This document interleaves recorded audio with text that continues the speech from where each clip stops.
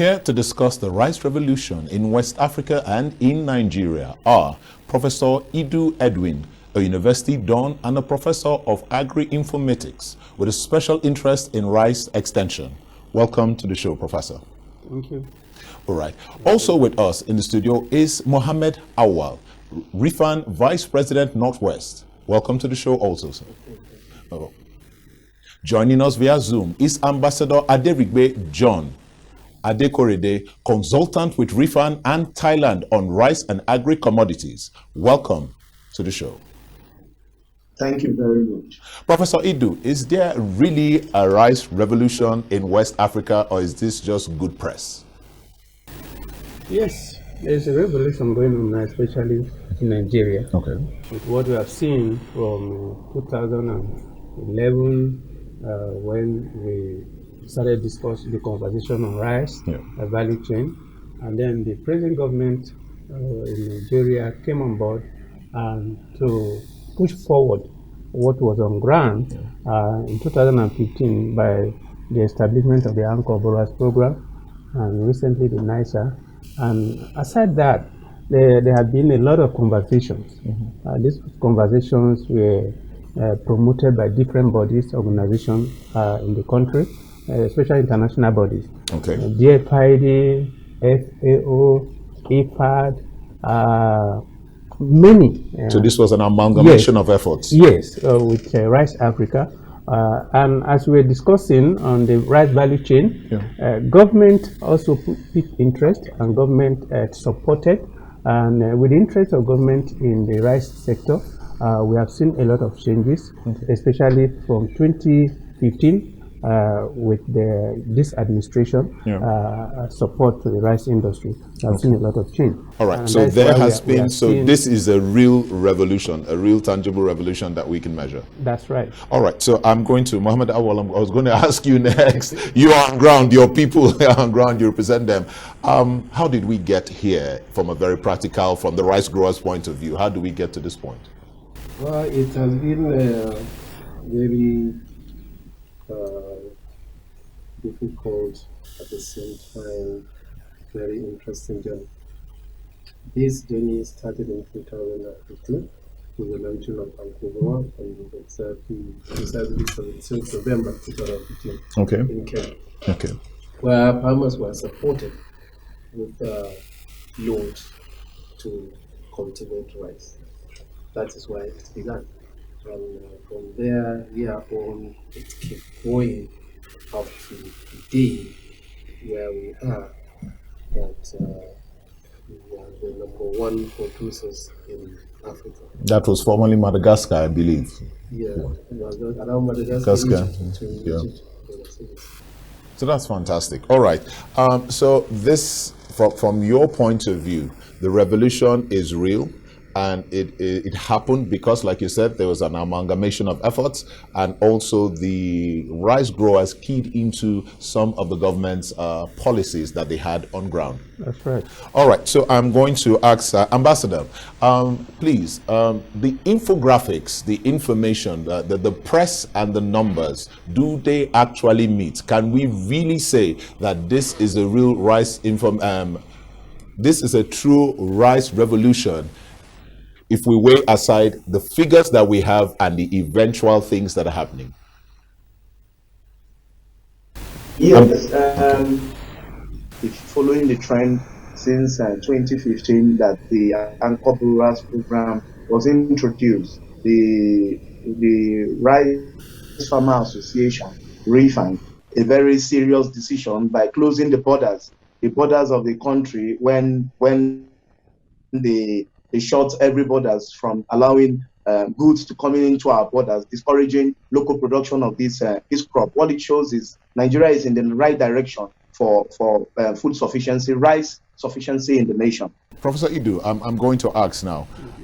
Thanks, the figures are great. We're generating and producing more rice than we've ever produced before. But the price of rice is still very high in the market, highest that it has ever been. Can we say this is really a successful revolution if my capacity as an ordinary human, as an ordinary Nigerian or West African to access this rice is still quite high? It's higher than it's ever been before. The first thing, when you provide incentive to farmers, first is to increase their economic power, is to empower them.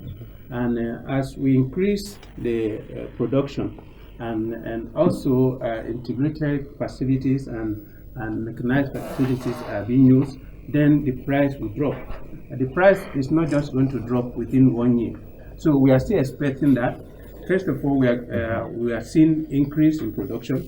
We are seeing empowerment of the farmers, and then we are going to see also a transition where mechanized agriculture will take over, and then that is going to force the price down because the cost of production is still very high, and that is why we are seeing a high price in the market. All right, Mohammed Awal, how many metric tons of rice have we been producing? Were we producing before, and how many metric tons do we produce now?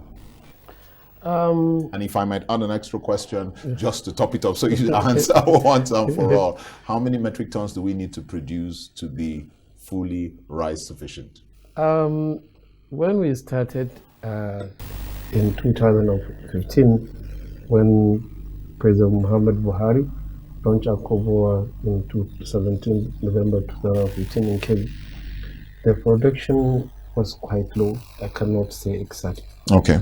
But subsequently, with the encouragement and our farmers of Ripon that keyed into the vision of the present administration, you understand, made it possible for the production to increase.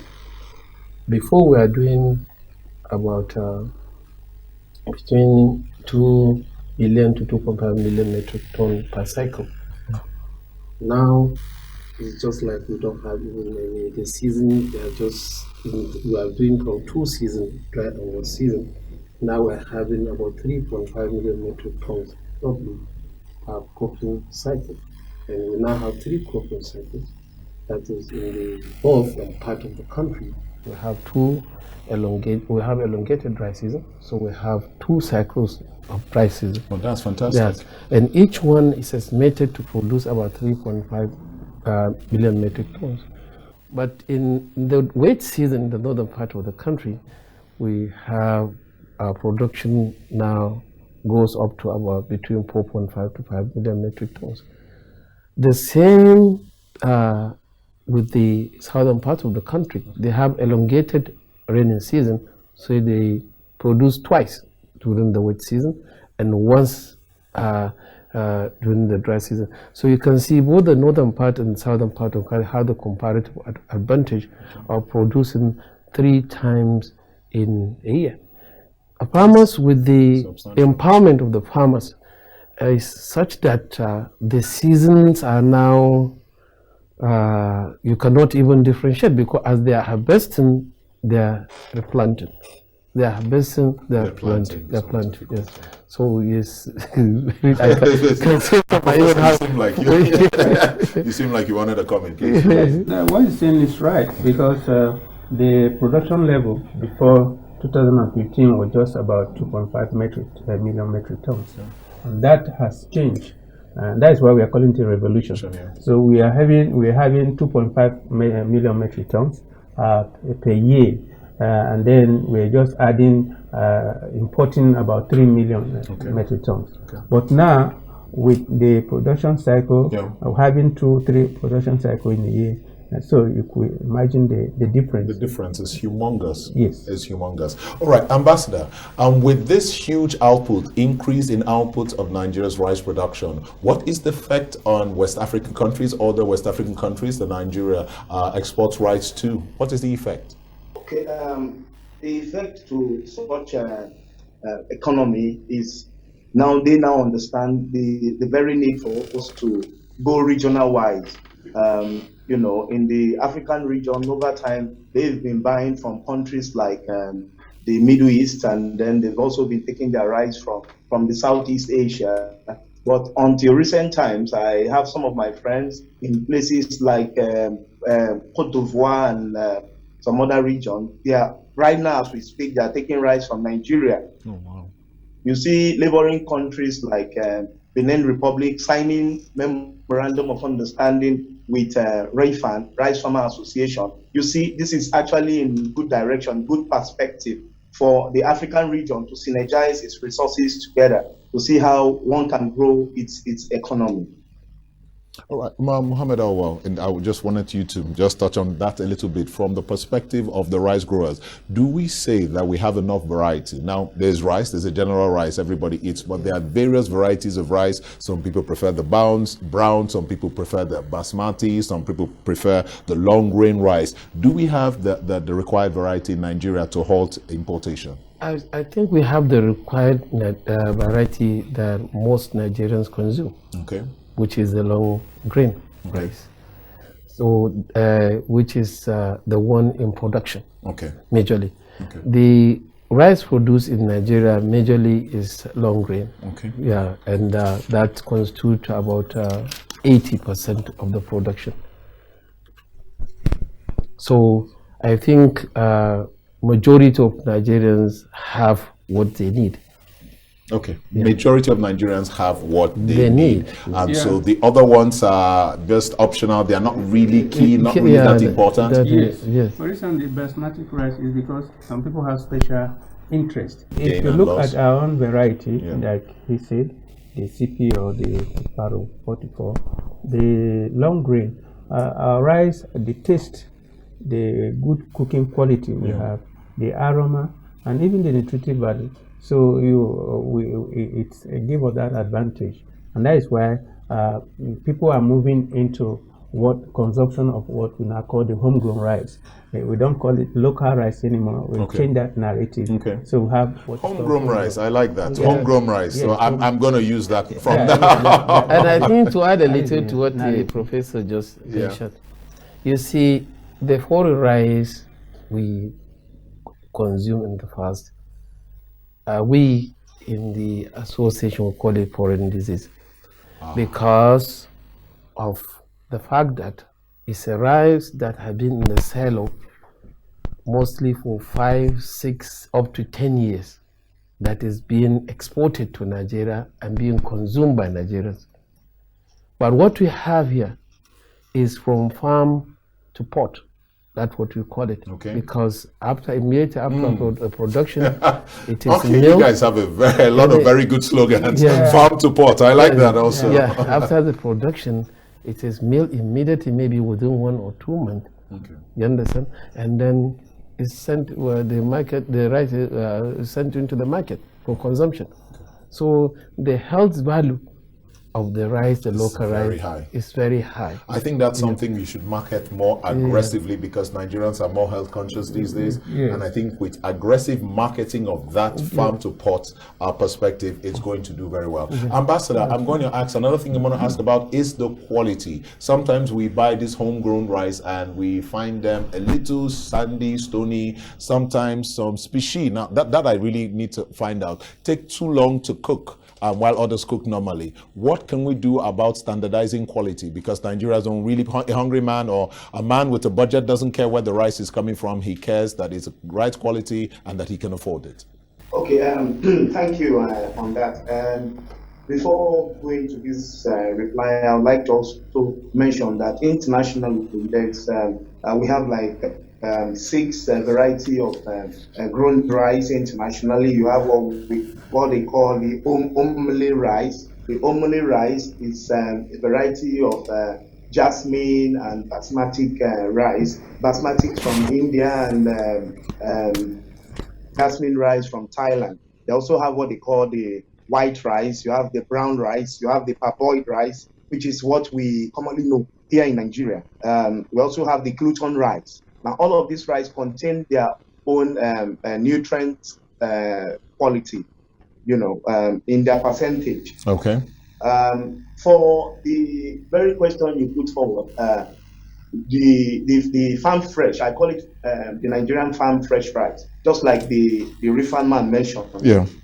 If you see the rice that is being imported into Nigeria, some of them have this chemical content inside them for preservatives, for the businessmen who are not concerned about health. But the particular rice we eat here, before now, even before Rifan, before the advent of the Anchor Grower scheme, You know, we growing up, we eat what we call aroso. You know, we eat aroso rice, and you know, those rice, you have to sieve them, you have to take out the stone.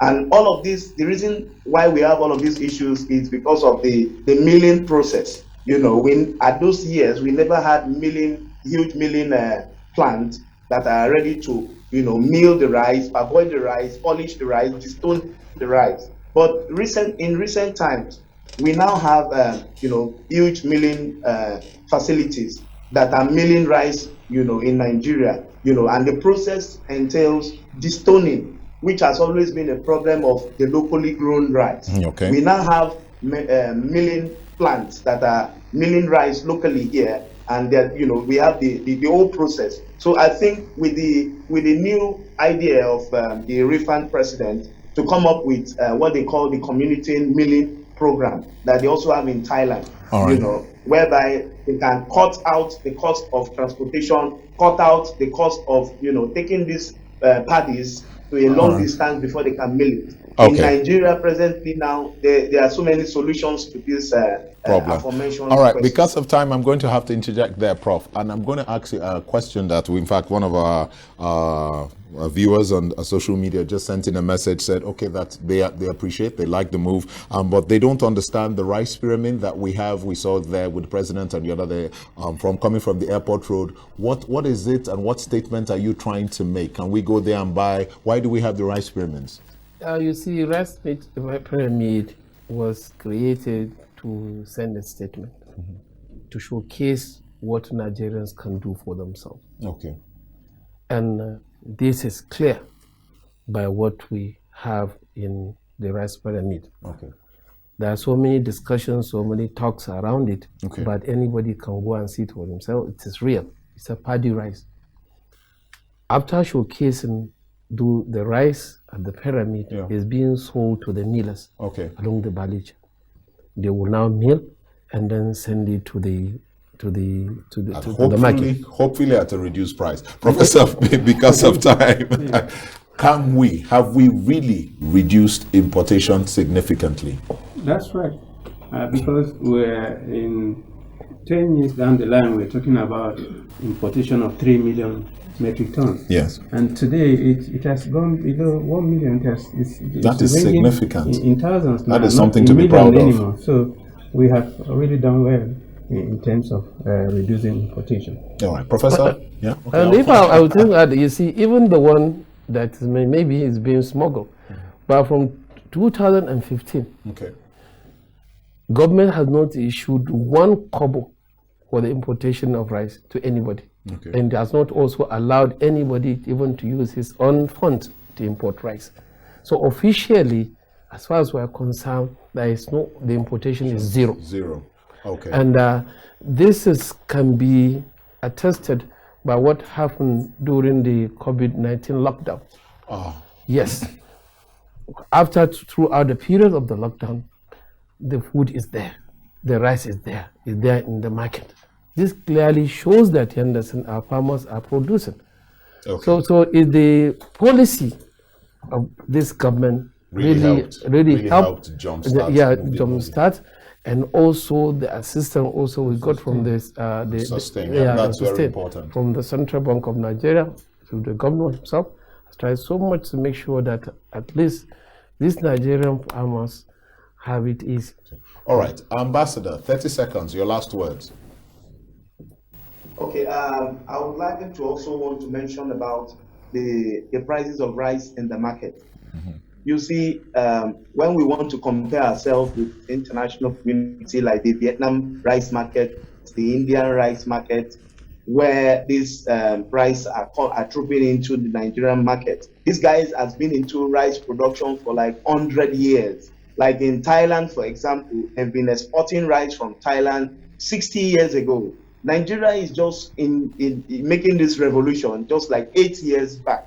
And if you want to really check the study, you check the study in the value chain, in the commodity value chain, you come to understand rice is still the most cheapest staple food in the market. Let's look at beans. How much is bags of beans? All right, how much 30 seconds. 30 seconds. You see, you come to realize that the prices of rice in the hand of the common man It's still fair. Good. Thank you very much, Ambassador. All right, Mohammed Awal, your last words, 30 seconds.